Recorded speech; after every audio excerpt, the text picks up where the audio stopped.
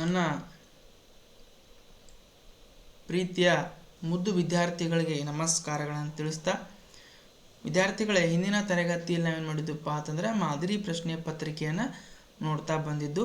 ಅದೇ ರೀತಿ ಈ ತರಗತಿಯಲ್ಲಿ ಕೂಡ ಏನು ಮಾಡೋಣಪ್ಪ ಅಂತಂದ್ರೆ ಕನ್ನಡ ವಿಷಯಕ್ಕೆ ಸಂಬಂಧಪಟ್ಟಂತೆ ತಮ್ಮ ಪ್ರವೇಶ ಪರೀಕ್ಷೆಗೆ ಬರ್ತಕ್ಕಂಥ ಪರೀಕ್ಷೆಯ ಒಂದು ಮಾದರಿ ಪ್ರಶ್ನೆ ಪತ್ರಿಕೆಯನ್ನು ಇಲ್ಲಿ ಕನ್ನಡ ವಿಷಯಕ್ಕೆ ಸಂಬಂಧಪಟ್ಟಂತೆ ನೋಡ್ತಾ ಹೋಗೋಣ.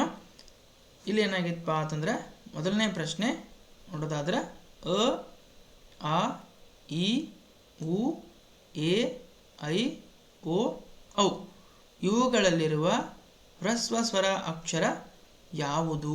ಹ್ರಸ್ವ ಸ್ವರ ಅಕ್ಷರ ಯಾವುದು ಅಂತ ಕೇಳಕತ್ತಾರ. ಹ್ರಸ್ವ ಸ್ವರ ಅಂತಂದ್ರೆ ಕಡಿಮೆ ಉಸಿರಿನಿಂದ ಉಚ್ಚಾರ ಮಾಡ್ತಕ್ಕಂಥ ಸ್ವರಗಳನ್ನು ನಾವು ಹ್ರಸ್ವ ಸ್ವರ ಅಂತೇಳಿ ಕರಿತಾ ಬರ್ತೀವಿ. ಹಾಗಾದ್ರೆ ಇದರಲ್ಲಿ ಯಾವುದು ಹ್ರಸ್ವ ಸ್ವರ ಅಪ್ಪ ಅಂತಂದ್ರೆ ಅ ಅಂತಕ್ಕಂಥದ್ದು ಹ್ರಸ್ವ ಸ್ವರಕ್ಕೆ ಉದಾಹರಣೆ ಆಗುತ್ತಾ ಬರ್ತದೆ. ಇವುಗಳನ್ನ ಉಚ್ಚಾರ ಮಾಡ್ಬೇಕಾದ್ರೆ ಸ್ವಲ್ಪ ಹೆಚ್ಚಿನ ಉಸಿರನ್ನು ತಗೋತೀವಿ ನಾವು, ಹಾಗಾಗಿ ಇವೇನಾಗತ್ತಪ್ಪ ಅಂತಂದ್ರೆ ದೀರ್ಘ ಸ್ವರ ಆಗ್ತವ. ಇನ್ನು ಎರಡನೇ ಪ್ರಶ್ನೆ, ಅಮ್ಮನ ಮರದ ಕೆಳಗೆ ಯಾರ ಕಲ್ಲು ಇತ್ತು? ಇದು ಕೂಡ ತಮ್ಮ ಪಠ್ಯ ಆಧಾರಿತ ಪ್ರಶ್ನೆ ಆಗಿರ್ತದೆ. ಅಮ್ಮನ ಮರದ ಕೆಳಗೆ ಯಾವ ಕಲ್ಲು ಇತ್ತಪ್ಪ ಅಂತಂದ್ರೆ ಅಪ್ಪನ ಕಲ್ಲಿತ್ತೋ, ಅಮ್ಮನ ಕಲ್ಲಿತ್ತೋ, ಹೊಲದ ಕಲ್ಲಿತ್ತೋ ಅಥವಾ ಅಕ್ಕನ ಕಲ್ಲಿತ್ತು ಅಂತ ಕೇಳಕತ್ತಾರ. ಸರಿಯಾದಂಥ ಉತ್ತರ ಅಮ್ಮನ ಕಲ್ಲು. ಅಮ್ಮನ ಮರದ ಕೆಳಗೆ ಅಮ್ಮನ ಕಲ್ಲು ಇತ್ತು. ಯಾಕೆ ಅಮ್ಮನ ಕಲ್ಲು ಅಂತ ಕರಿತೀರಪ್ಪ ಅಂತಂದ್ರೆ ಅಮ್ಮನ ಮರದ ಕೆಳಗಿರೋದ್ರಿಂದ ಅದಕ್ಕೆ ಅಮ್ಮನ ಕಲ್ಲು ಅಂತೇಳಿ ಕರಿತಾ ಇದ್ರು. ತಮ್ಮ ಇಲ್ಲಿ ಹುಂಚಿ ಮರ ಇತ್ತಲ್ಲ, ಏನಾಯಿತು? ಈ ವಾಕ್ಯದಲ್ಲಿನ ಸೂಕ್ತ ಲೇಖನ, ಈ ವಾಕ್ಯದಲ್ಲಿ ಬರ್ತಕ್ಕಂಥ ಸೂಕ್ತ ಲೇಖನ ಯಾವುದು? ಯಾವ ಒಂದು ಲೇಖನ ಚಿಹ್ನೆ ಬರ್ತದ? ಲೇಖನ ಚಿಹ್ನೆ ಯಾವ್ದು ಬರ್ತದೆ ಅಂತ ಕೇಳಕತ್ತಾರ. ಸರಿಯಾದಂಥ ಉತ್ತರ ಏನಾಗತ್ತಪ್ಪ ಅಂತಂದ್ರೆ ಡಿ ಬರ್ತದೆ. ಯಾಕೆ ಡಿ ಬರ್ತದೆ ಹೇಳಿ ನೋಡೋಣ. ಇಲ್ಲಿಯೂ ಪ್ರಶ್ನಾರ್ಥಕ ಐತಿ, ಇಲ್ಲಿಯೂ ಪ್ರಶ್ನಾರ್ಥಕ ಐತಿ. ಯಾಕೆ ಡಿ ಬರ್ತದಪ್ಪ ಅಂತಂದ್ರೆ ಉದ್ಧರಣ ಚಿಹ್ನೆ ಮತ್ತು ಪ್ರಶ್ನಾರ್ಥಕ ಚಿಹ್ನೆ ಎರಡೂ ಬರ್ಬೇಕಿಲ್ಲ. ಯಾಕಂತಂದ್ರೆ ಇದು ಬೇರೆದವ್ರು ಹೇಳಿರ್ತಕ್ಕಂಥ ಮಾತು ಆದ್ರಿಂದ ಇಲ್ಲೇನಾಗತ್ತಪ್ಪ ಅಂತಂದ್ರೆ ಉದ್ಧರಣ ಚಿಹ್ನೆನೂ ಬರ್ತದೆ ಮತ್ತು ಪ್ರಶ್ನಾರ್ಥಕ ಚಿಹ್ನೆನೂ ಕೂಡ ಬರ್ತದೆ. ನಾಲ್ಕನೇ ಪ್ರಶ್ನೆ, ವ್ಯವಹಾರದ ಉಪಯೋಗಕ್ಕೆ ಇಟ್ಟುಕೊಂಡ ಹೆಸರುಗಳಿಗೆ ಏನೆಂದು ಕರೆಯುತ್ತಾರೆ? ಸರ್ವನಾಮ ಅಂತ ಕರೀತಾರೋ, ಅಂಕಿತ ನಾಮ ಅಂತ ಕರೀತಾರೋ, ಅನ್ವರ್ಥಕ ನಾಮ ಅಂತ ಕರೀತಾರೋ ಅಥವಾ ರೂಢನಾಮ ಅಂತ ಕರೀತಾರೋ?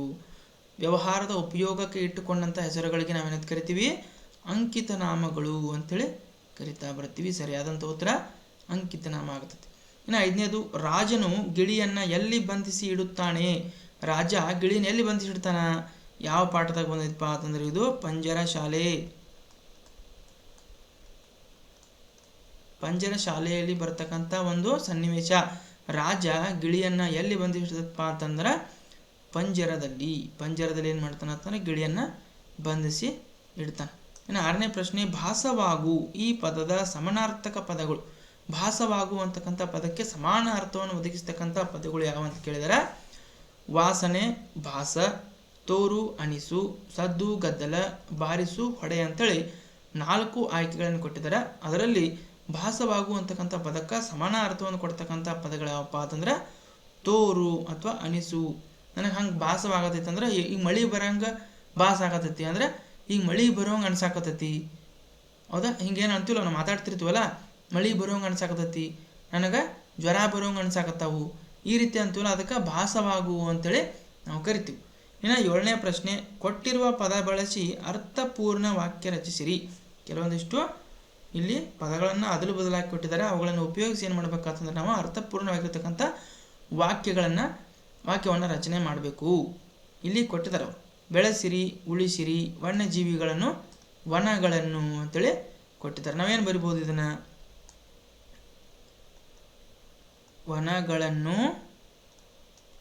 ವನಗಳನ್ನು ಬೆಳೆಸಿರಿ, ವನ್ಯಜೀವಿಗಳನ್ನು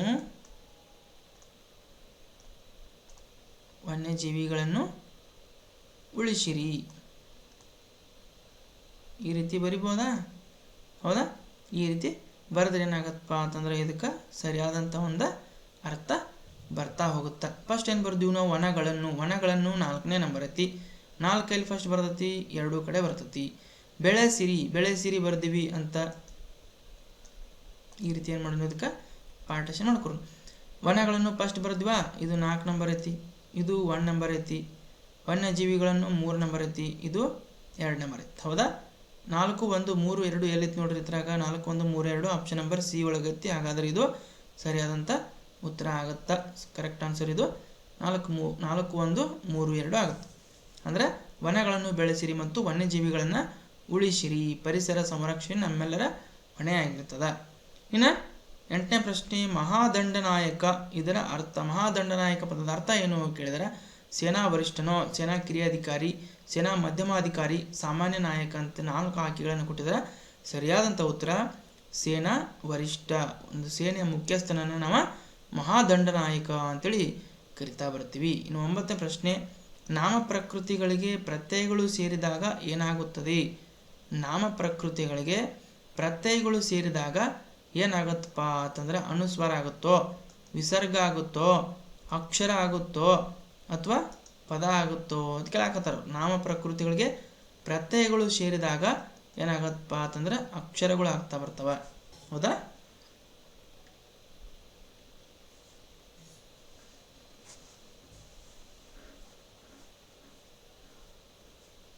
ನಾಮ ಪ್ರಕೃತಿ ಸರಿ, ಇದು ಅಕ್ಷರ ಆಗಲ್ಲ, ಪದ ಆಗ್ತದೆ. ಹೌದಾ?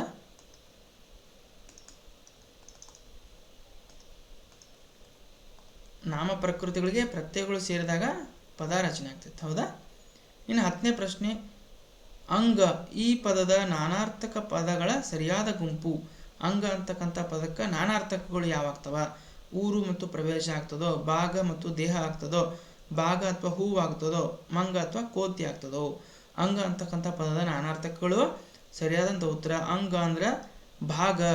ಹೌದಾ? ಸಸ್ಯದ ಅಂಗಗಳು ಅಂತೇನು ಕರಿತಾ ಬರ್ತೀವಿ, ಭಾಗ ಕೂಡ ಅಂತೀವಿ, ದೇಹ ಕೂಡ ಅಂತೀವಿ. ಮನುಷ್ಯನ ಶರೀರಕ್ಕೆ ಅಂಗ ಕೂಡ ಅಂತೇಳಿ ನಾವು ಕರಿತಾ ಬರ್ತೀವಿ. ಹಾಗಾಗಿ ಇದಕ್ಕೆ ಸರಿಯಾದಂಥ ಉತ್ತರ ಭಾಗ ಮತ್ತು ದೇಹ, ಆಪ್ಷನ್ ಬಿ. ಇನ್ನು ಮುಂದಿನ ಪ್ರಶ್ನೆ, ರಾಮನಿಗೆ. ರಾಮನಿಗೆ ಈ ಪದದಲ್ಲಿರುವ ವಿಭಕ್ತಿ ಪ್ರತ್ಯಯ. ರಾಮನಿಗೆ ಇದರಲ್ಲಿರ್ತಕ್ಕಂಥ ವಿಭಕ್ತಿ ಪ್ರತ್ಯಯ ಯಾವುದು ಕೇಳಕತ್ತಾರ? ಗೆ. ಸರಿಯಾದಂಥ ಉತ್ತರ ಆಪ್ಷನ್ ಸಿ ರಾಮನಿಗೆ. ಇದು ಯಾವ ವಿಭಕ್ತಿಪ್ಪ ಅಂತಂದ್ರೆ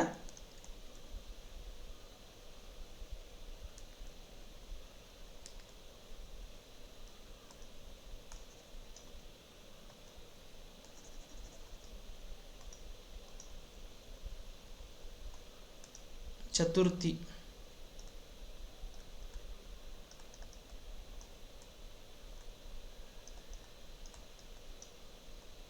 ಚತುರ್ಥಿ ವಿಭಕ್ತಿ ಅಂತೇಳಿ ನಾವು ನೋಡ್ತಾ ಬರ್ತೀವಿ. ಚತುರ್ಥಿ ವಿಭಕ್ತಿಯ ಪ್ರತ್ಯಯ ಅಂತಂದ್ರೆ ಗೆ. ಸರಿಯಾದಂಥ ಉತ್ತರ ಗೆ ಆಗ್ತದೆ. ಇನ್ನು 12ನೇ ಪ್ರಶ್ನೆ, ಸಂಗೊಳ್ಳಿ ರಾಯಣ್ಣ ಬ್ರಿಟಿಷರ ವಿರುದ್ಧ ಹೋರಾಟಕ್ಕೆ ಬಳಸಿದ ಯುದ್ಧ ತಂತ್ರ ಯಾವುದು? ಸಂಗೊಳ್ಳಿ ರಾಯಣ್ಣ ಬ್ರಿಟಿಷರ ವಿರುದ್ಧ ಹೋರಾಡಬೇಕಾದ್ರೆ ಯಾವ ಯುದ್ಧ ತಂತ್ರವನ್ನು ಬಳಸ್ತಾನ ಅಂತ ಕೇಳಿದರೆ, ಮಾಡಲ ಯುದ್ಧ ಬಳಸ್ತಾನೋ, ಕುಂಗ್ಫು ಯುದ್ಧ ಬಳಸ್ತಾನೋ, ಬಾಕ್ಸಿಂಗ್ ಬಳಸ್ತಾನೋ ಅಥವಾ ಗೆರಿಲ್ಲಾ ಬಳಸ್ತಾನೋ ಅಂತ ಕೇಳಾಕತ್ತಾರ. ಸರಿಯಾದಂಥ ಉತ್ತರ ಗೆರಿಲ್ಲಾ ಯುದ್ಧವನ್ನು ನಾವೇನು ಮಾಡಿರ್ತಾನಪ್ಪ ಅಂತಂದ್ರೆ ಬ್ರಿಟಿಷರ ವಿರುದ್ಧ ಹೋರಾಟಕ್ಕೆ ಬಳಸಿರ್ತಾನ. ಇನ್ನು 13ನೇ ಪ್ರಶ್ನೆ, ನಾಮಪದಗಳಲ್ಲಿ ಎಷ್ಟು ಪ್ರಕಾರಗಳು? ನಾಮಪದಗಳಲ್ಲಿ ಎಷ್ಟು ಪ್ರಕಾರ ಬರ್ತಾವಪ್ಪ ಅಂತ ಕೇಳಿದರೆ ಅದರಲ್ಲಿ 4 ಪ್ರಕಾರಗಳು ಬರ್ತಾವ. ಹೌದಾ? ಇನ್ನು 15ನೇ ಪ್ರಶ್ನೆ, ಅಚಲ. 14ನೇ ಪ್ರಶ್ನೆ, ಅಚಲ ಈ ಪದದ ವಿರುದ್ಧ ಪದ. ಅಚಲ ಅಂತಕ್ಕಂಥ ಪದದ ವಿರುದ್ಧ ಪದ ಯಾವುದು? ಅಚಲ, ವಿಚಲನೋ, ಸುಚಲನೋ, ಮಚಲನೋ, ಕುಚೇಲನೋ ಅಂತ ಕೇಳಿದರೆ ಅಚಲ ಪದದ ವಿರುದ್ಧ ಪದ ವಿಚಲ. ಅಚಲ, ವಿಚಲ ಸರಿಯಾದಂಥ ಉತ್ತರ ಆಗ್ತೈತಿ. ಇನ್ನು 15ನೇ ಪ್ರಶ್ನೆ, ಧೀರ ಸೇನಾನಿ ಜಿ ಬೇವೂರ್ ರವರು ಭಾರತದ ಎಷ್ಟನೇ ಮಹಾದಂಡನಾಯಕರು? ಧೀರ ಸೇನಾನಿ ಅಂತಕ್ಕಂಥ ಪಾಠದೊಳಗೆ ಬರ್ತಕ್ಕಂಥ ಪ್ರಶ್ನೆ ಇದು. ಜಿ ಬೇವೂರರು ಭಾರತದ ಎಷ್ಟನೇ ಮಹಾದಂಡನಾಯಕರಾಗಿದ್ದರು ಅಂತ ಕೇಳಕತ್ತಾರ. ಸರಿಯಾದಂಥ ಉತ್ತರ ಯಾವುದಪ್ಪ ಅಂತಂದ್ರೆ ಆಪ್ಷನ್ ಡಿ 9. ಅವರು 9ನೇ ಮಹಾದಂಡನಾಯಕರಾಗಿ ಸೇವೆಯನ್ನು ಸಲ್ಲಿಸಿರ್ತಾರೆ. ಇನ್ನು 16ನೇ ಪ್ರಶ್ನೆ, ರಮೇಶ ಶಾಲೆಗೆ ಹೋದನು ಈ ವಾಕ್ಯದಲ್ಲಿರುವ ಕಾಲ. ರಮೇಶ ಶಾಲೆಗೆ ಹೋದನು, ಹೋಗಿದಾನ ಶಾಲೆಗೆ ಆಲ್ರೆಡಿ. ಅವನಿಗೆ ಯಾವ ಕಾಲದಲ್ಲಿ ಬರ್ತೈತಿ? ಭೂತ ಕಾಲ ಬರ್ತೈತೋ, ಭವಿಷ್ಯತ್ ಕಾಲ ಬರ್ತೈತೋ, ಅಥವಾ ವರ್ತಮಾನ ಕಾಲ ಬರ್ತೈತೋ, ಅಥವಾ ನಿರಂತರ ಕಾಲ ಬರ್ತೈತಿ? ಸರಿಯಾದಂಥ ಉತ್ತರ ಅವ್ನು ಹೋಗಿದಾನೀಗ, ಆಲ್ರೆಡಿ ಹೋಗಿದಾನ ಅಂದ್ರೆ ಭೂತಕಾಲ. ಆಪ್ಷನ್ ಎ ಸರಿಯಾದಂಥ ಉತ್ತರ ಭೂತಕಾಲ. ಇನ್ನು 17ನೇ ಪ್ರಶ್ನೆ, ರವೀಂದ್ರ ಈ ಪದ ಬಿಡಿಸಿ ಬರೆದಾಗ ಉಂಟಾಗುವ ಸಂಧಿ ಯಾವುದಂತ ಕೇಳಿದ್ರೆ ಈ ಯಾವ ರೀತಿ ಬಿಡಿಸಿ ಬರಿಬಹುದು? ರವಿ ಪ್ಲಸ್ ಇಂದ್ರ, ರವೀಂದ್ರ. ರವೀಂದ್ರ ಇದು ಯಾವ ಸಂಧಿ ಅಂತ ಕೇಳಿದರೆ ಇದು ಯಾವ ಸಂಧಿಪ್ಪ ಅಂತಂದ್ರೆ ಈ ರೀತಿ ಬರೆದಾಗ ಇದು ಯಾವ ಸಂಧಿ ಅಂತಂದ್ರೆ ಗುಣಸಂಧಿ. ಸರಿಯಾದಂಥ ಉತ್ತರ ಆಪ್ಷನ್ ಎ ಗುಣಸಂಧಿ ಆಗ್ತದ. ಇನ್ನು 18ನೇ ಪ್ರಶ್ನೆ, ಶಾಲೆಯಲ್ಲಿ ಮಕ್ಕಳು ಇದ್ದಾರೆ ಈ ವಾಕ್ಯದಲ್ಲಿ ಅಡಿಗೆರೆ ಎಳೆದ ಪದದ ವಚನವನ್ನು ಬದಲಿಸಿದಾಗ. ಶಾಲೆಯಲ್ಲಿ ಮಕ್ಕಳು ಇದ್ದಾರೆ ಅಂತೇಳಿ ಏನು ಮಾಡಿದರು, ಒಂದು ವಾಕ್ಯ ಕೊಟ್ಟಿದ್ದಾರೆ. ಆ ವಾಕ್ಯದಲ್ಲಿ ಏನು ಮಾಡಿದರು, ಮಕ್ಕಳು ಅಂತಕ್ಕಂಥ ಒಂದು ಪದಕ್ಕೆ ಅಡಿಗೆರೆ ಅಥವಾ ಅಂಡರ್ಲೈನ್ ಮಾಡಿದಾರೆ. ಆ ಅಂಡರ್ಲೈನ್ ಮಾಡಿರ್ತಕ್ಕಂಥ ಪದದ ವಚನ ಬದಲಿಸಿರಿ ಅಂತ ಹೇಳಕತ್ತಾರ ಅವರು. ಮಕ್ಕಳು ಪದವನ್ನು ವಚನ ಬದಲಿಸಿ ಬರೆದಾಗ ಮಕ್ಕಳುಗಳಾಗುತ್ತೋ, ಮಗುಗಳಾಗುತ್ತೋ, ಮಗುವಾಗುತ್ತೋ, ಮಕ್ಕಳೆಲ್ಲ ಆಗುತ್ತೋ, ಇದು ಮಕ್ಕಳು ಆಗಬೇಕು, ಮಗುಗಳಾಗೈತಿ. ಸರಿಯಾದಂಥ ಉತ್ತರ ಏನಾಗತ್ತಪ್ಪ ಅಂತಂದ್ರೆ ಮಕ್ಕಳು. ಸಾರಿ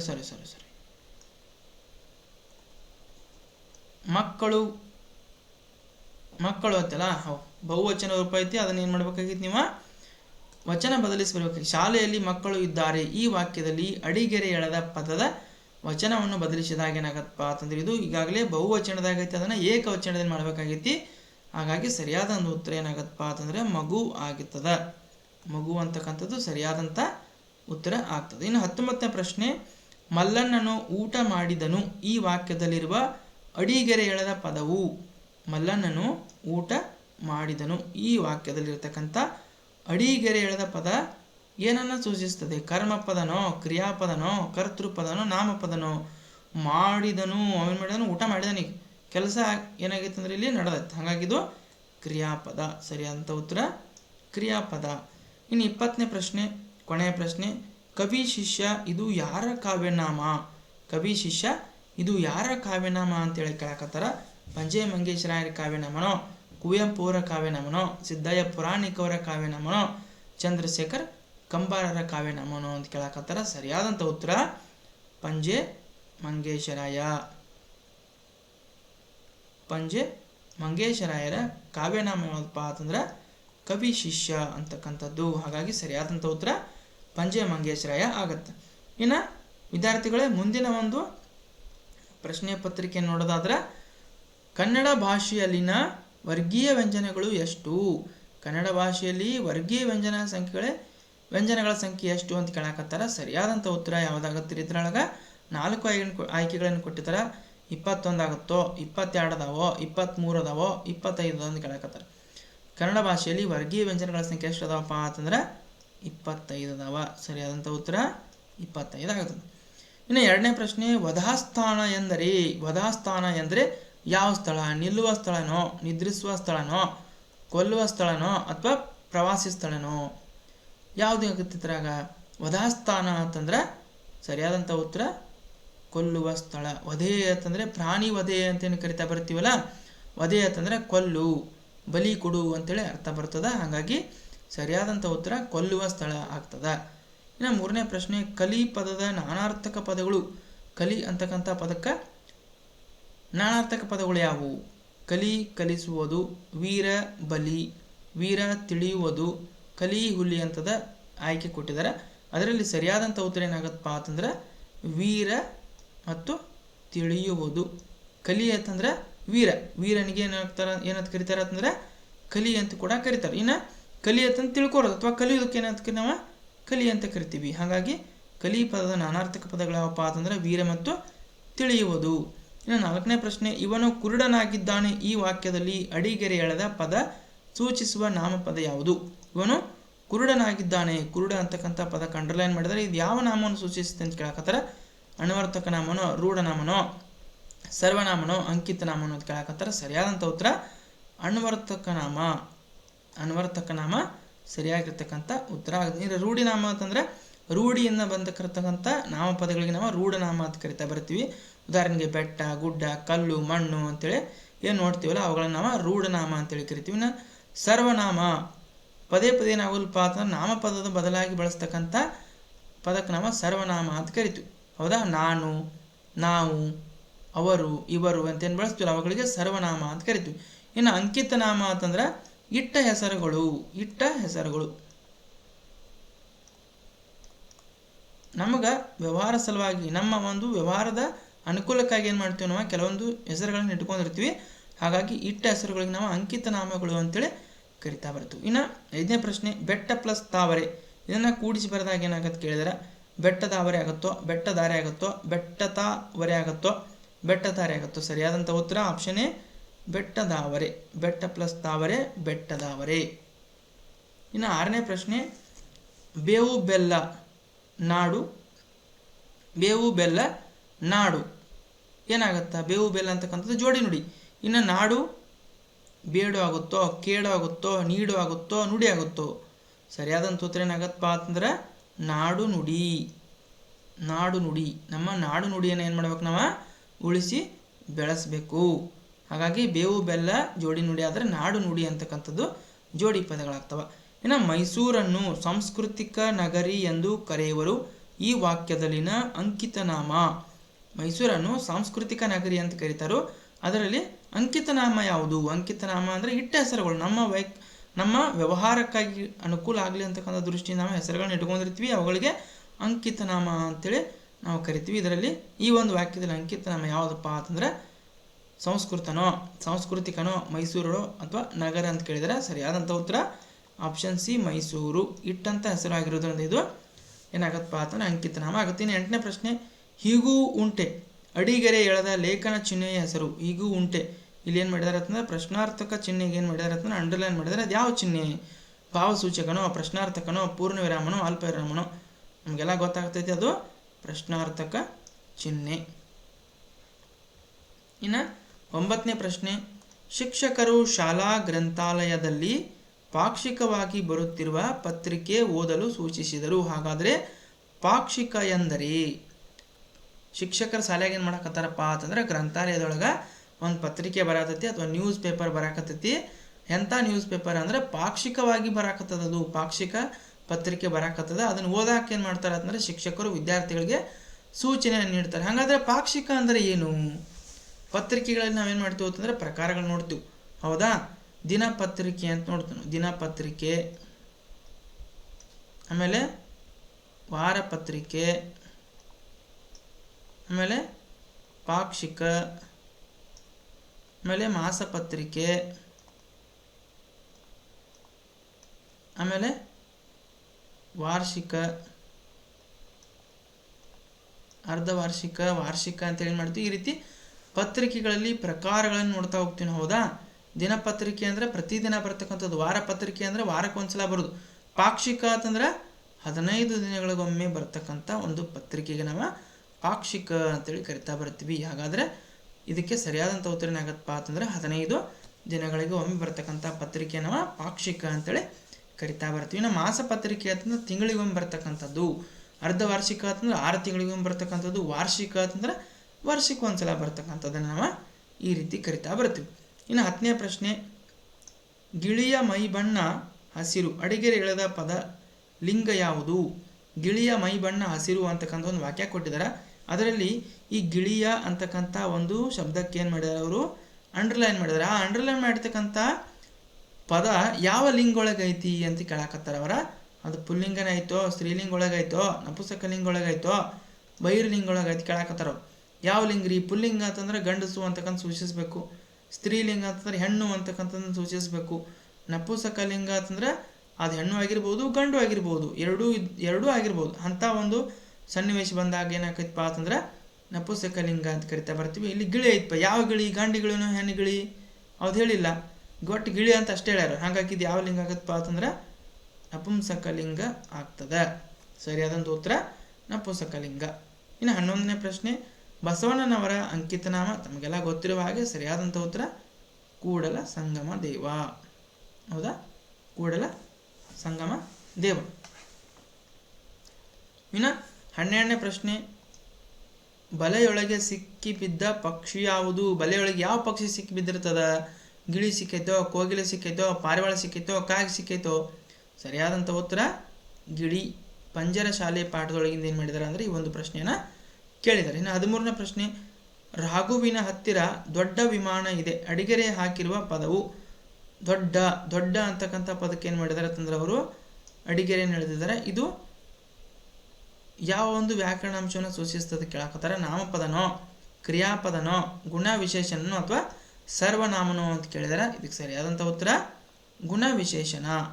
ಅಂದ್ರೆ ಅದರ ಗುಣವನ್ನು ಹೇಳಾಕತೈತಿ. ಅದು ಏನು ಹೇಳಾಕತೈತಿ? ರಘುವಿನ ಹತ್ತಿರ ದೊಡ್ಡ ವಿಮಾನ ಇದೆ. ಎಂಥ ವಿಮಾನ ಐತಿ? ದೊಡ್ಡದೈತಿ ಒಂದು. ಹೌದಾ? ಅದರ ಗುಣವನ್ನು ಹೇಳಾಕತೈತಿ, ಹಾಗಾಗಿದ್ದು ಗುಣ ವಿಶೇಷಣ. ಇನ್ನು 14ರ ಪ್ರಶ್ನೆ, ಅಲ್ಪ ಪ್ರಾಣ ಅಕ್ಷರಗಳು ಎಷ್ಟು? ಅಲ್ಪ ಪ್ರಾಣಾಕ್ಷರಗಳು ಕನ್ನಡ ವರ್ಣಮಾಲೆಯಲ್ಲಿ ಅಲ್ಪ ಪ್ರಾಣಾಕ್ಷರಗಳು ಎಷ್ಟು ಅಂತ ಕೇಳಾಕತ್ತಾರೆ. ಸರಿಯಾದಂಥ ಉತ್ತರ ಎಷ್ಟಪ್ಪ ಅಂತಂದ್ರೆ ಆಪ್ಷನ್ ಸಿ 10. 10 ಅಲ್ಪ ಪ್ರಾಣ ಅಕ್ಷರಗಳು. ಅಲ್ಪ ಪ್ರಾಣಗಳು 10 ಮತ್ತು ಮಹಾಪ್ರಾಣಗಳು 10 ಮತ್ತು 5 ಅನುನಾಸಿಕಗಳು. ಹಾಗಾಗಿ ಟೋಟಲ್ ವರ್ಗೀಯ ವ್ಯಂಜನಗಳು ಎಷ್ಟಪ್ಪ ಅಂತಂದ್ರೆ 25 ಆಗ್ತಾ ಬರ್ತವೆ. ಇನ್ನು 15 ಡೋರೆ ಹುಣಸೆ ಎಂದರೆ? ಇದು ಕೂಡ ತಮ್ಮ ಪಠ್ಯದಲ್ಲಿರ್ತಕ್ಕಂಥ ಪ್ರಶ್ನೆ. ಡೋರೆ ಹುಣಸೆ ಅಂದರೆ ಹುಣಸೆ ಬೀಜ ಆಗ್ತದೋ, ಹುಣಸೆ ಕಾಯಿನೋ, ಹುಣಸೆ ಮರನೋ, ಅಥವಾ ಹಳದಿ ಹಸಿರು ಬಣ್ಣದ ಹುಣಸೆಕಾಯಿ. ಡೋರೆ ಹುಣಸೆ ಅಂತಂದ್ರೆ ಸರಿಯಾದಂಥ ಉತ್ತರ ಹಳದಿ ಹಸಿರು ಬಣ್ಣದ ಹುಣಸೆಕಾಯಿಗೆ ನಾವೇನಂತ ಕರಿತೀವಪ್ಪ ಅಂತಂದ್ರೆ ಡೋರೆ ಹುಣಸೆ ಅಂತೇಳಿ ಕರಿತಾ ಬರುತ್ತೆ. ಹಾಗಾಗಿ ಸರಿಯಾದಂಥ ಉತ್ತರ ಇದು ಹಳದಿ ಹಸಿರು ಬಣ್ಣದ ಹುಣಸೆಕಾಯಿ ಆಗ್ತದೆ. ಇನ್ನು 16ನೇ ಪ್ರಶ್ನೆ, ಕೊಟ್ಟಿರುವ ಪದ ಬಳಸಿ ಅರ್ಥಪೂರ್ಣ ವಾಕ್ಯ ರಚಿಸಿರಿ. ಕೊಟ್ಟಿರುವ ಪದ ಬಳಸಿ ಅರ್ಥಪೂರ್ಣವಾಗಿರತಕ್ಕಂಥ ವಾಕ್ಯವನ್ನು ರಚಿಸಿರಿ ಅಂತ ಹೇಳಕತ್ತಾರ. ಇಲ್ಲೇನು ಕೊಟ್ಟಾರ ಅವರು? ಕಿತ್ತೂರಿನ ಸ್ವಾತಂತ್ರ್ಯವನ್ನು ಸ್ಥಾಪಿಸಬೇಕೆಂಬ ರಾಯನನ ಪುನಃ ಉದಾತ್ತ ಧ್ಯೇಯವಾಗಿತ್ತು. ಯಾವುದನ್ನು ಬರಿಬೋದು ನಾವಿಲ್ಲೀಗ? ಹೌದಾ? ನೋಡೋದಾದರೆ ಒಂದನೇದಾಗಿ ಏನು ಮಾಡ್ಬೋದು ಅಂತ ನಾವು ಕಿತ್ತೂರಿನ ಸ್ವಾತಂತ್ರ್ಯವನ್ನು ಬರಿಬೋದಾ? ಕಿತ್ತೂರಿನ ಸ್ವಾತಂತ್ರ್ಯವನ್ನು ಪುನಃ ಸ್ಥಾಪಿಸಬೇಕೆಂಬ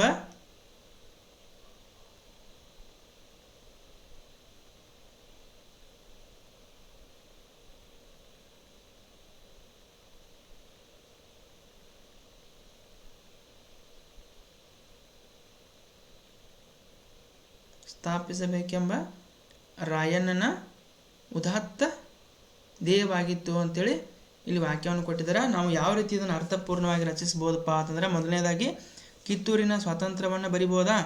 ಕಿತ್ತೂರಿನ ಸ್ವಾತಂತ್ರ್ಯವನ್ನು ಪುನಃ ಸ್ಥಾಪಿಸಬೇಕೆಂದು ರಾಯಣ್ಣನ ಉದಾತ್ತ ಧ್ಯೇಯವಾಗಿತ್ತು. ಈ ರೀತಿ ಕೂಡ ಇದನ್ನು ಬರಿಬೋದು. ಕಿತ್ತೂರಿನ ಸ್ವಾತಂತ್ರ್ಯವನ್ನು ಒಂದೈತಿ, ಇದು 1 ನಂಬರ್.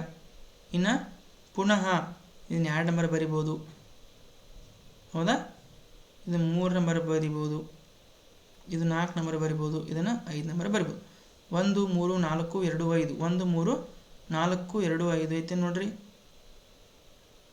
ಇಲ್ಲ, ಆಪ್ಷನ್ಗಳು ತಪ್ಪಾಗಿದ್ದಾವೆ. ಇಲ್ಲಿ 1 4 ಇದೆ, ತಪ್ಪಾಗತ್ತಾ? 4 ಇಲ್ಲ.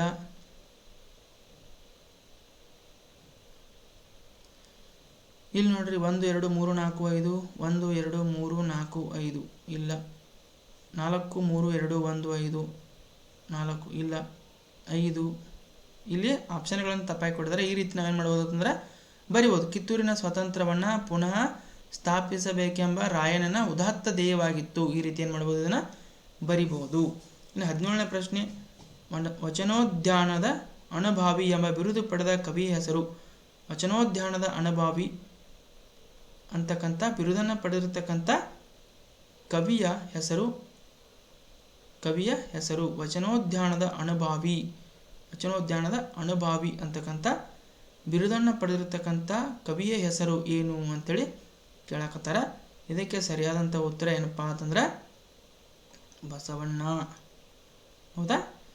ಇನ್ನು 18ನೇ ಪ್ರಶ್ನೆ, ರಕ್ಷಕರಾಗಿರಿ ರಾಕ್ಷಸರಾಗದಿರಿ. ಈ ವಾಕ್ಯವನ್ನು ಯಾರು ಹೇಳಿದರು? ರಕ್ಷಕರಾಗಿರಿ ರಾಕ್ಷಸರಾಗದಿರಿ. ಈ ವಾಕ್ಯವನ್ನು ಯಾರು ಹೇಳಿದರು ಅಂತೇಳಿ ಕೇಳಕತ್ತಾರ. ಸರಿಯಾದಂಥ ಉತ್ತರ ಏನಾಗತ್ತಪ್ಪ ಅಂತಂದ್ರೆ ಬೆಕ್ಕು ಆಗುತ್ತೋ, ಅಥವಾ ಮಂಗ ಆಗುತ್ತೋ, ಅಥವಾ ಎರೆಹುಳು ಆಗುತ್ತೋ, ಅಥವಾ ನಾಯಿ ಆಗುತ್ತೋ? ಏನಾಗತ್ತಪ್ಪ ಅಂತಂದ್ರೆ ಸರಿಯಾದಂಥ ಉತ್ತರ ಏನಾಗತ್ತೆ ರೀ? ಎರೆಹುಳು ಆಗುತ್ತಾ? ಇನ್ನು ಉಪವಾಸವನ್ನು ಪುತಳಿಬಾಯಿ ಯಾವ ಮಾಸದಲ್ಲಿ ಮಾಡುತ್ತಿದ್ದಳು? ಉಪವಾಸವನ್ನು ಪುತಳಿಬಾಯಿ ಯಾವ ಮಾಸದಲ್ಲಿ ಮಾಡುತ್ತಿದ್ದಳು ಅಂತೇಳಿ ಕೇಳಕತ್ತಾರ. ಯಾವ ಮಾಸದಲ್ಲಿ ಉಪವಾಸ ಮಾಡ್ತಾರೆ? ಕಾರ್ತಿಕ ಮಾಸದಲ್ಲಿ. ಇದಕ್ಕೆ ಸರಿಯಾದಂಥ ಉತ್ತರ ಆಗುತ್ತಾ?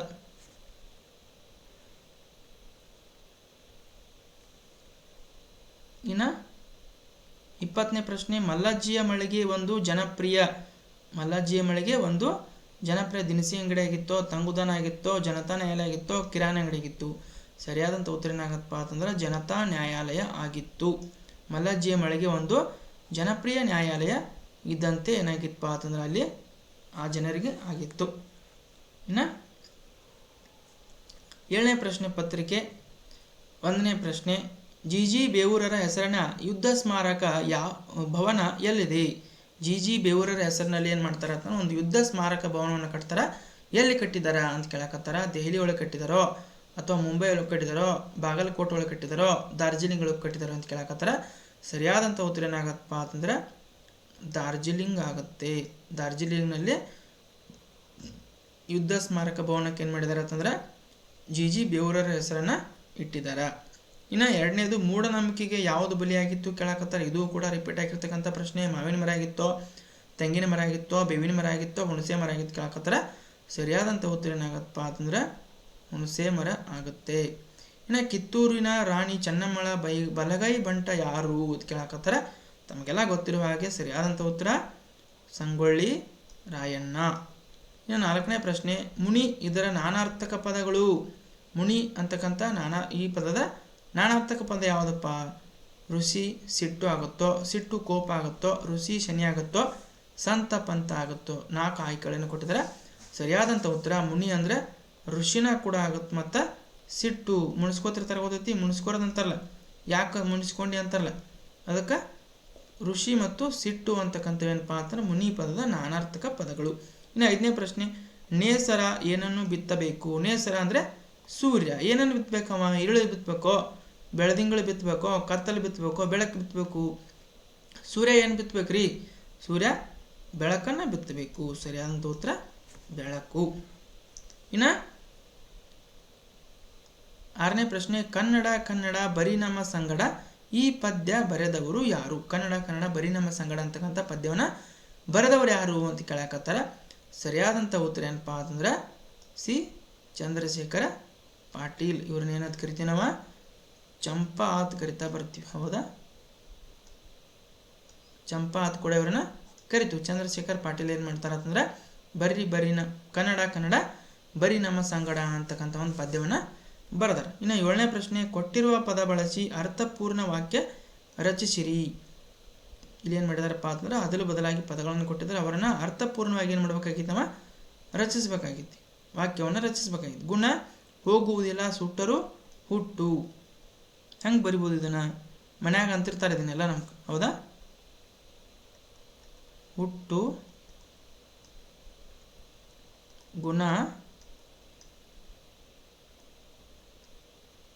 ಸುಟ್ಟರು ಹೋಗುವುದಿಲ್ಲ. ಈ ರೀತಿ ಬರಿಬೋದಾ? ಹುಟ್ಟು, ಗುಣ, ಸುಟ್ಟರು ಹೋಗುವುದಿಲ್ಲ ಅಂತೇಳಿ ಏನು ಕರಿತಾ ಬರ್ತೀವಿ. ಈ ರೀತಿ ಇದನ್ನು ಸರಿಯಾಗಿರ್ತಕ್ಕಂಥ ಅರ್ಥಪೂರ್ಣವಾಗಿ ಬರಿಬೋದು. ಇನ್ನೇನು ಮಾಡ್ಬೋದು? ಇದನ್ನು ಯಾವ ರೀತಿ ನಾವು ಬರೆದಿವಲ್ಲ ಇದನ್ನು ನೋಡ್ಬೋದು. ಹುಟ್ಟು ಅಂತಕ್ಕಂಥದ್ದು 4ನೇದ, ಇಲ್ಲಿ 4, ಗುಣ 1, ಸುಟ್ಟರು 3, ಇದು ಹೋಗುವುದಿಲ್ಲ 2, 4, 1, 3, 2 ಎಲ್ಲೈತೆ ನೋಡ್ರಿ. 4, 1, 3, 2 ಆಪ್ಷನ್ ನಂಬರ್ ಸಿ ಒಳಗೆ ಅದ. ಇದು ಸರಿಯಾದಂಥ ಉತ್ತರ ಆಗುತ್ತೆ. ಇನ್ನು 8ನೇ ಪ್ರಶ್ನೆ, ಆಡಿಸು ಈ ಪದ ಯಾವ ಸಂಧಿಗೆ ಉದಾಹರಣೆಯಾಗಿದೆ? ಆಡಿಸು ಅಂತಕ್ಕಂಥ ಪದ ಯಾವ ಸಂಧಿಗೆ ಉದಾಹರಣೆಯಾಗಿದೆ? ಆಗಮ ಸಂಧಿಗಾಗಿತ್ತೋ, ಆದೇಶ ಸಂಧಿಗೆ ಉದಾಹರಣೆಯಾಗಿತ್ತೋ, ಲೋಪ ಸಂಧಿಗೋ ಅಥವಾ ಗುಣ ಸಂಧಿಗೆ ಉದಾಹರಣೆ ಕೇಳಕತ್ತಾರ. ಸರಿಯಾದಂಥ ಉತ್ತರ ಇದು ಲೋಪ ಸಂಧಿಗೆ ಉದಾಹರಣೆಯಾಗಿದೆ. ಹೌದಾ? ಇನ್ನು 9ನೇ ಪ್ರಶ್ನೆ, ಕನ್ನಡದಲ್ಲಿ ಒಟ್ಟು ಸ್ವರಗಳ ಸಂಖ್ಯೆ ಎಷ್ಟು ಅಂತ ಕೇಳಕತ್ತಾರ. ಕನ್ನಡದಲ್ಲಿ ಒಟ್ಟು ಸ್ವರಗಳ ಸಂಖ್ಯೆ ಎಷ್ಟಪ್ಪ ಅಂತಂದ್ರೆ 13. ಸರಿಯಾದಂಥ ಉತ್ತರ 13. ಹೌದಾ? ಇಲ್ಲಿ ಕೆಲವೊಂದು ಗುಣಾತಾಕ್ಷರಗಳನ್ನು ಕೊಟ್ಟಿದ್ರೆ ಅವ್ನು ಕೂಡಿಸಿ ಬರೆಯಕ್ಕೆ ಕೇಳಕತ್ತಾರೆ. 10ನೇದು ಹ ಅಧಿಕ್ ಇ ಅಧಿಕ್ ಮ ಅಧಿಕ್ ಆ ಲ ಅಧಿಕ್ ಅ ಅಧಿಕ್ ಯ ಅಧಿಕ್ ಅ ಈ ಗುಣಿತಾಕ್ಷರಗಳನ್ನು ಕೂಡಿಸಿ ಬರೆದಾಗ ಏನು ಮಾಡ್ಬೋದು? ಹ ಕ ಈ ಕೂಡಿಸಿದಾರ ಹಿ ಆಗ್ತತಿ, ಇದು ಹಿ ಆಗ್ತತಿ. ಮ ಕ ಆ ಕೂಡಿಸಾರ ಮ ಆಕತಿ, ಲ ಕ ಅ ಕೂಡಿಸಾರ ಲ ಆಗತಿ, ಯ ಕ ಕೂಡಿಸಾರ ಯ ಆಗತ್ತೆ. ಹಿಮಾಲಯ ಅಂತಕ್ಕಂಥದ್ದು ಇದಕ್ಕೆ ಸರಿಯಾದಂಥ ಉತ್ತರ ಆಗುತ್ತಾ. ಆಪ್ಷನ್ ನಂಬರ್ ಇದಕ್ಕೇನಾಗತ್ತಪ್ಪ ಅಂತಂದ್ರೆ ಸರಿಯಾದಂಥ ಉತ್ತರ ಆಗ್ತದೆ. ಇನ್ನು ಪುರಂದರದಾಸರನ್ನು ಹೀಗೆಂದೂ ಕರೆಯುವರು. 11ನೇ ಪ್ರಶ್ನೆ, ಪುರಂದರದಾಸರನ್ನು ಹೀಗೆಂದೂ ಕರೆಯುವರು ಅಂತ ಕೇಳಕತ್ತಾರೆ. ಹೆಂಗೆ ಕರಿಬೋದು ಅವ್ರನ್ನ? ಕರ್ನಾಟಕದ ವಿಜ್ಞಾನಿ ಅಂತ ಕರಿತೀವೋ, ಕರ್ನಾಟಕದ ಸಂಗೀತ ಪಿತಾಮಹ ಅಂತ ಕರಿತೀವೋ, ಕರ್ನಾಟಕದ ವೈದ್ಯ ಪಿತಾಮಹ ಅಂತ ಕರಿತೀವೋ, ಕರ್ನಾಟಕದ ರವಿ ಅಂತ ಕರಿತೀವಿ, ಏನಂತ ಕರಿತೀವಪ್ಪ ಅಂತಂದ್ರೆ ಅವ್ರನ್ನ ಸರಿಯಾದಂಥ ಉತ್ತರ ಕರ್ನಾಟಕದ ಸಂಗೀತ ಪಿತಾಮಹ ಅಂತೇಳಿ ಏನು ಮಾಡ್ತೀವಿ ನಾವು ಪುರಂದರದಾಸರನ್ನ ಕರಿತೀವೋ. ಇನ್ನು 12ನೇ ಪ್ರಶ್ನೆ, ದುರ್ಯೋಧನನು ತುಂಬ ಗರ್ಭಿಯಾಗಿದ್ದ. ಅಡಿಗೆರೆ ಎಳೆದ ಪದದ ವಿರುದ್ಧ ಪದ. ಗರ್ವಿ ಪದದ ವಿರುದ್ಧ ಪದ ಕೇಳಕತ್ತಾರ. ಪಗರ್ವಿ, ಹರ್ವಿ, ಪೂರ್ವಿ, ನೀಗರ್ವಿ ಅಂತ ಕೇಳಕತ್ತಾರ. ಸರಿಯಾದಂಥ ಉತ್ತರ ಏನಾಗತ್ತಪ್ಪ ಅಂತಂದ್ರೆ ನಿರ್ಗರ್ವಿ ಆಗುತ್ತಿದ್ದು, ನಿರ್ಗರ್ವಿ. ಇದು ಸ್ವಲ್ಪ ಸ್ಪೆಲ್ಲಿಂಗ ಮಿಸ್ಟೇಕ್ ಆಗೈತಿ. ಈ ರೀತಿ ಏನಾಗ್ಬೋದು, ನಾವು ಇದನ್ನು ಬರಿಬೋದು. ನಿರ್ಗರ್ವಿ, ಗರ್ವಿ, ನಿರ್ಗರ್ವಿ ಅಂತೇಳಿ ವಿರುದ್ಧ ಪದವನ್ನು ನಾವು ನೋಡ್ತೀವಿ. ಇನ್ನು 13ನೇದು, ಓಹೋ ನಿಧಿ ಸಿಕ್ಕಿತು. ಈ ವಾಕ್ಯದಲ್ಲಿ ಅಡಿಗೆರೆ ಇರುವ ಲೇಖನ ಚಿಹ್ನೆಯ ಹೆಸರು. ಅಡಿಗೆರೆ ಈ ಒಂದು ಲೇಖನ ಚಿಹ್ನೆ ಏನು ಮಾಡಿದಾರೆ ಅಂತಂದ್ರೆ ಅಡಿಗೆರೆ ಹೇಳಿದಾರೆ. ಆ ಲೇಖನ ಚಿಹ್ನೆ ಹೆಸರು ಏನು ಕೇಳಕತ್ತ ಬಂದಾರ ಅವರು? ಪ್ರಶ್ನಾರ್ಥಕ ಚಿಹ್ನೆನೋ, ಅಲ್ಪ ವಿರಾಮನೋ, ಭಾವಸೂಚಕನೋ, ಪೂರ್ಣ ವಿರಾಮನೋ ಅಂತ ಕೇಳಕತ್ತಾರ. ಸರಿಯಾದಂಥ ಉತ್ತರ ಏನಾಗತ್ತಪ್ಪ ಅಂತಂದ್ರೆ ಆಪ್ಷನ್ ಬಿ, ಭಾವಸೂಚಕ ಲೇಖನ ಚಿಹ್ನೆ ಅದು.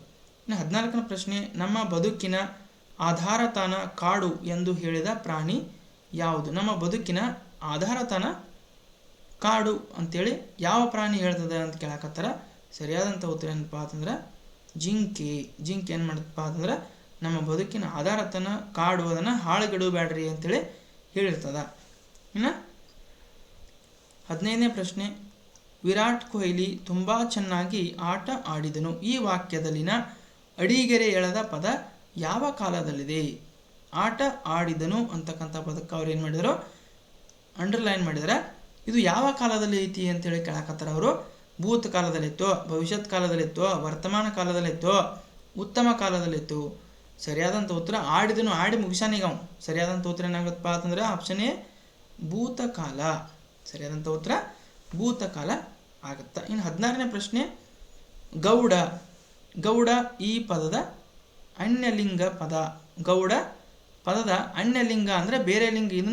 ಇದನ್ನು ಕೂಡ ಲಿಂಗ ಬದಲಿಸಿ ಬರೀತಕ್ಕಂಥ ಒಂದು ಪ್ರಶ್ನೆನೇ ಇದು. ಗೌಡಪ್ಪ, ಗೌಡ್ರು, ಲೋಪಸಂಧಿ, ಗೌಡತಿ. ಅನ್ಯಲಿಂಗ ಅಂತಂದ್ರೆ ಇದರ ವಿರುದ್ಧ ಲಿಂಗ. ಗೌಡ ಅಂತಕ್ಕಂಥದ್ದು ಪುಲ್ಲಿಂಗ, ಇದರ ವಿರುದ್ಧ ಲಿಂಗ ಸ್ತ್ರೀಲಿಂಗ. ಗೌಡ, ಗೌಡತಿ. ಸರಿಯಾದಂಥ ಉತ್ತರ ಗೌಡತಿ ಆಗ್ತತಿ. ಇನ್ನು 17ನೇದು, ಬಿ ಕಾರಂತರ ಪೂರ್ಣ ಹೆಸರು.